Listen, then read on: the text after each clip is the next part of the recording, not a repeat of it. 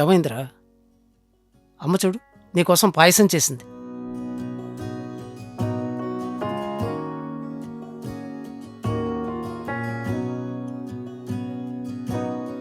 ఈసారి కూడా పాస్ అవ్వలేదు నాన్న.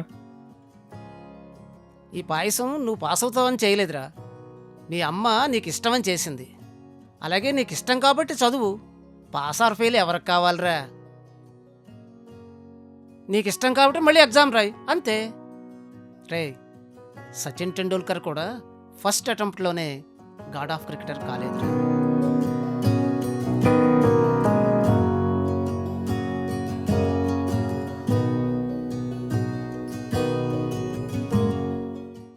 అరే, నెక్స్ట్ నువ్వు పాస్ అయితే నువ్వు అడిగావు కదరా, అదే బియ్యం బైక్, అది కొనిస్తారా?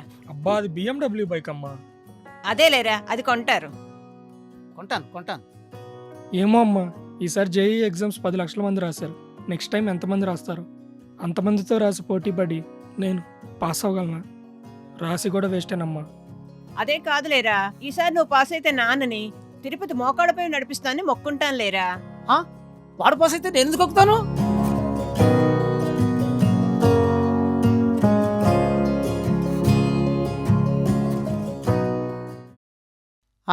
హలో.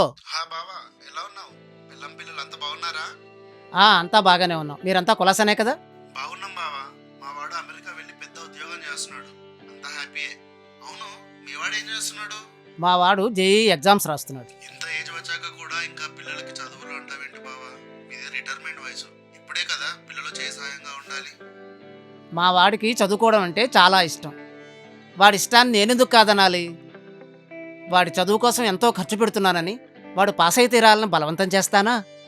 పిల్లలు పెట్టుకున్న లక్ష్యాన్ని అందుకునేలా చేయడమే కదా పేరెంట్స్గా మన పని. అవును బావా, నేను కూడా మా వాడిని ఉద్యోగం త్వరగా తెచ్చుకోవాలని ఫోర్స్ చేశానేమో అనిపిస్తుంది. ఒకసారి నేను కూడా మా వాడితో మాట్లాడతా. ఉంటా బావా. ఆ,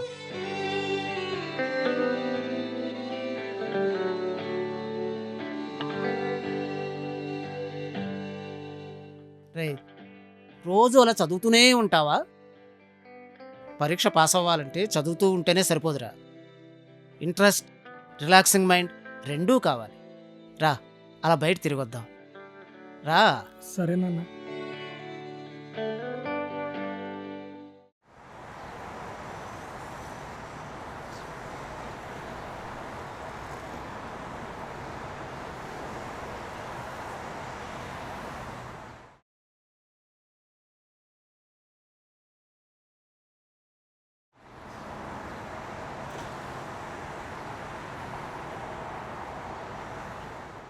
బాబు, 2 టీలు ఇవ్వు. దో చాయలా కదా. మీ అబ్బాయా? అవును, మావాడే. పెళ్ళేసి వచ్చినట్టుంది. బాగా చదవాలి, పెద్ద పెద్ద పొజిషన్కి వెళ్ళాలి, అప్పుడు పెళ్ళి గిళ్ళి అన్ని. ఎంత నమ్మకం సార్ మీ అబ్బాయి అంటే మీకు. దో చాయలా కదా సార్కో. అలాగే చూస్తూ ఉండండి. ఏదో ఒక రోజు మా వాడు మమ్మల్ని గర్వపడేలా చేస్తాడు.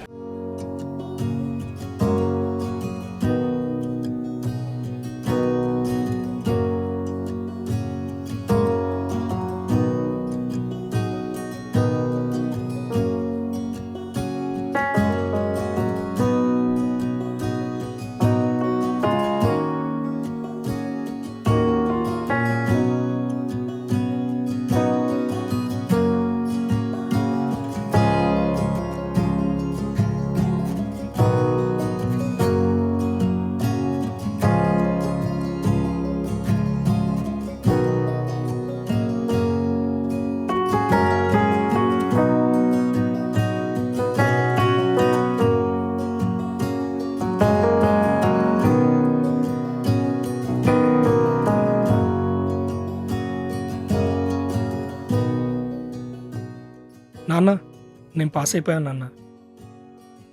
నిజమా? నాకు తెలుసు బాబు, నువ్వు సాధిస్తావని. అందుకే నీకోసం పాయసం చేసి ఉంచాను, తెస్తానండు.